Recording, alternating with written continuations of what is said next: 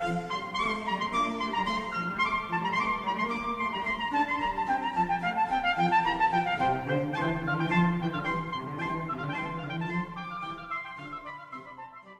have with us Mrs. Harriet Pilpel, who's well known to this viewers of this program. Mrs.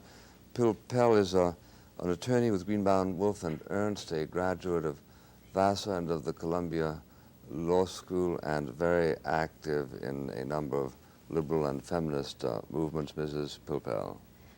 I would like to, for a moment, ask you some questions about the economics of job getting in terms of the blacks versus the whites. The statistics I was able to pull together indicate that at the present time, white males make $17,427 on an average basis for the year.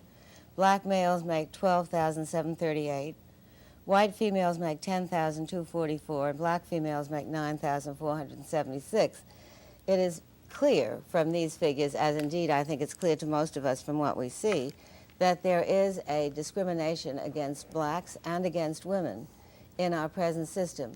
Since not all blacks will be superior, how would you try to even that out so that there would be some equality of job opportunities? Yeah, I'm sorry you missed the earlier part of the program when I pointed out that where you find people not represented evenly, that does not show the institutional effect, because almost nowhere in human affairs do you find people evenly represented. Well, if you compare comparable people with respect to age, with respect to education, etc., you get a totally different picture, both with respect to blacks and women. Now, the figures that I saw, for example, show more recently that if you take black families where the husband and wife are both college educated and compare them to a white family where the husband and wife are both college educated, the black family is now earning $2,000 a year more.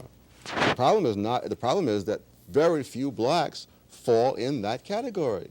That when you compare category for category, then we're talking about getting people a decent education. I'm saying that you cannot say that numbers collected at the employer's place of business reflect simply the employer's policies.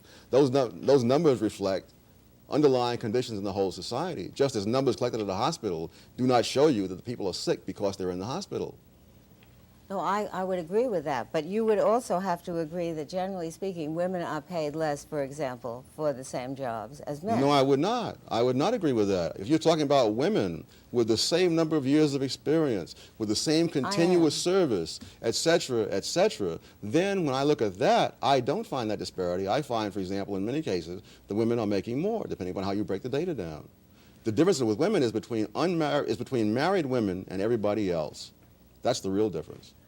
Well, even as to single women, the Census Bureau statistics, the most recent ones I could find, 1978, say that single men are earning $11,100 and single women are earning $9,300. Yes, I love the word single that is used. When I did my study, I didn't use single, I used never married. You see, a woman who is single at age 40, having spent 10 or 20 years raising children, is really not quite the same as a man of age 40 who's been working continuously for 20 years. And the differential she cited is not that great, so it could easily be accounted for by the Yes, because when I break them down the other way, I did this for the academic world, and there I found the women who are never married, which is the term the way I take it, there they were earning more than the men. And similarly, when the government did data some years ago on women who had been working continuously since high school into their 30s, there you found that they were making slightly more than men of the same description. So the difference is between married women and everybody else. And married men get an extra bonus because their wives take care of many things that enable them to put more time into their careers.